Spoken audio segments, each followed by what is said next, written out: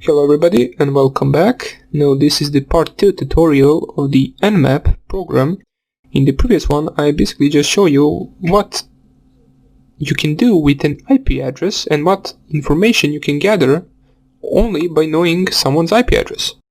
And we also ran a simple scan on the Nmap scanme.org website, which basically allows us to do the scan there, so you should only be scanning either that site or any machine you do own, since Nmap scans could be illegal in your country. Also, before we begin, let me just type here once again Nmap to show all the available options. Let me perform the same scan we did before, which is just Nmap scanme.nmap.org. And basically, if you wanted to, for example, write this to a file, you just specify two arrows right here, and then we call the file results.txt, for example. Now, this will take, as previous time, a few seconds, and it won't give us the output right here. It will basically save all of the output into a results.txt file.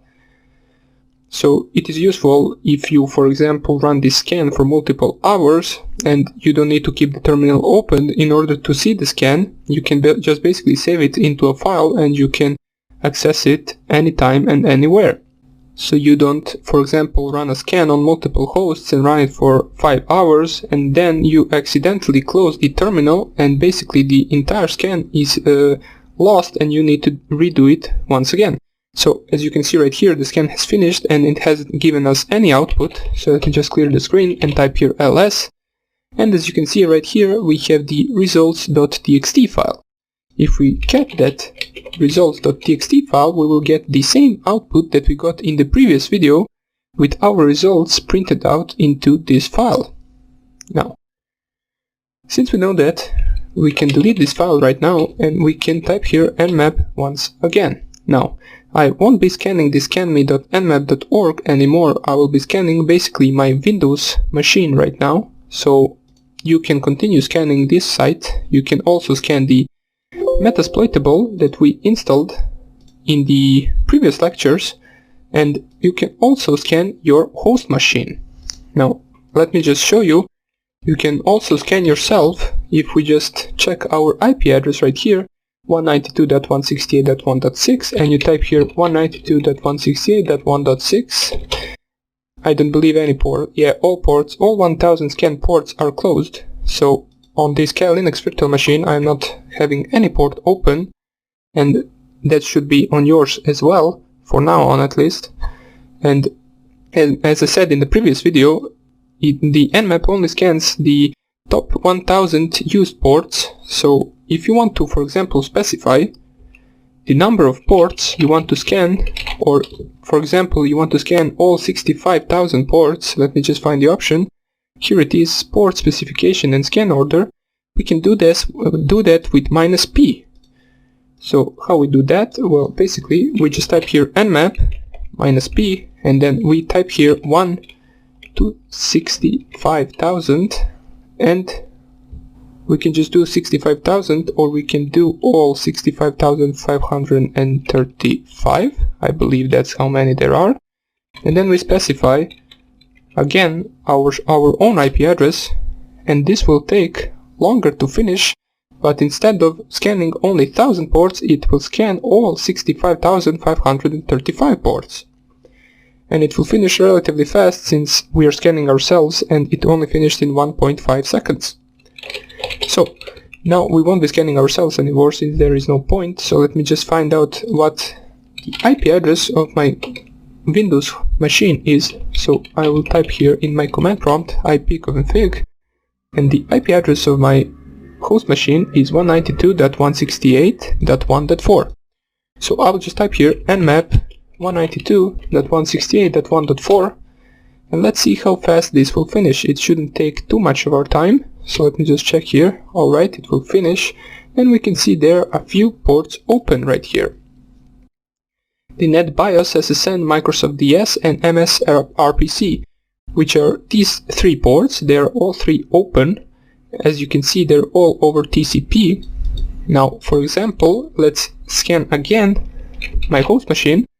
But right now, let us scan all 65,000 ports. So 65,535, I believe that's the maximum number of ports. And we type here the IP address of our Windows machine. Now let me just... oh yes, I only specified that this should scan this port. I should specify a range of ports, so 1-65,535, and we press here enter. Now this will take a little bit longer than the 1000 port scan, so let us see where it is right now. Yeah, it is only on 4%.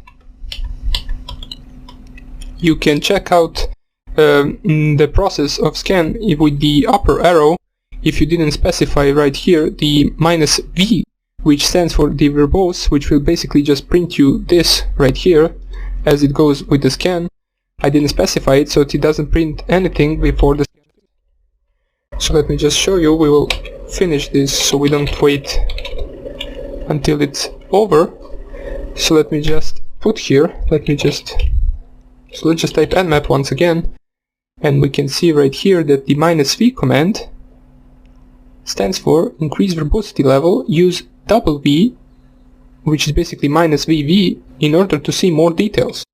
So let's run the same command, but with 1000 ports. So let me just type here nmap 192.168.1.4, and basically just double V.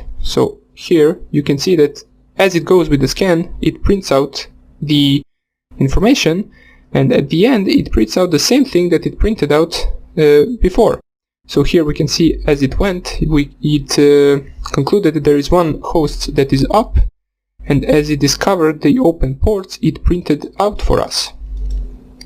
Now this can be useful if you want to find out open ports on a host that will take an hour to scan, or for a range of hosts. So let me just show you how you can scan a range of hosts. For example, let's scan your entire local network. You can see right here that the second command in the examples shows us how to specify the range of hosts. So as you can see right here, 192.168.0.0/16. This will basically scan the first 16 hosts in the local network. Now we know in my local network, since my subnet mask is 255.255.255.0, there are only 255 hosts available, so we will just specify all of them. Let me just type here nmap, and then we'll type here 192.168.1.1/255, and let us just put here the F, the capital F, which stands for basically doing this scan faster, so we do not waste a lot of time. So let me just press enter right here.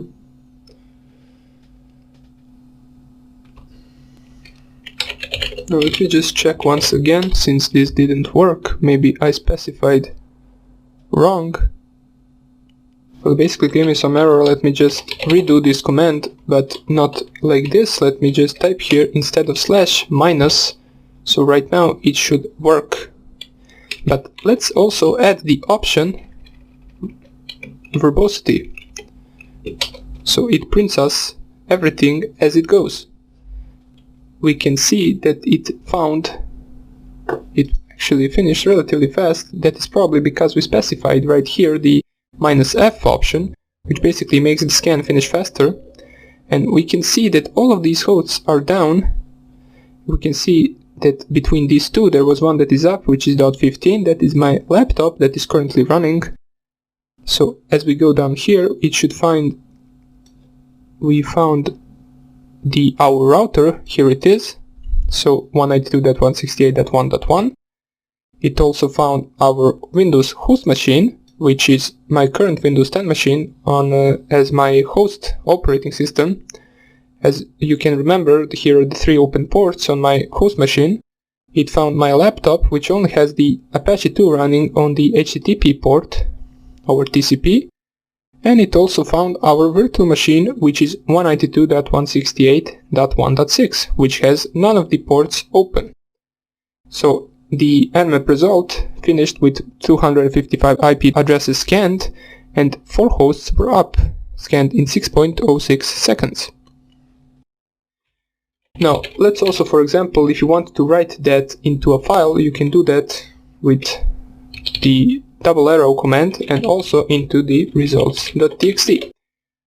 As we saw in the previous video, it won't give you any output, but it will write your scan into the results.txt file, so you don't have to redo the scan once again later if you close the terminal.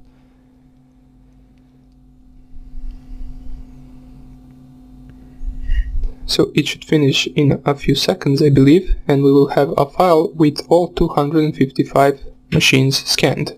As you can see, it has finished, and if we get the results.txt, we will get the same output as in the previous scan. Now, this is about it for this lecture. We will continue with some of the more aggressive scans and more specified and detailed scans in the next lecture, which will also be Nmap. We will cover how to get the version of a software running on a specific port. For example, we will find out how to get the version of my Apache 2 on my laptop, which is running over HTTP. As you can see right here, we don't get the version specified, but it is an important option because it allows us to find out the version of a software which can be used in order for us to find out any vulnerabilities for that particular software. So I hope I see you in the next lecture, and take care.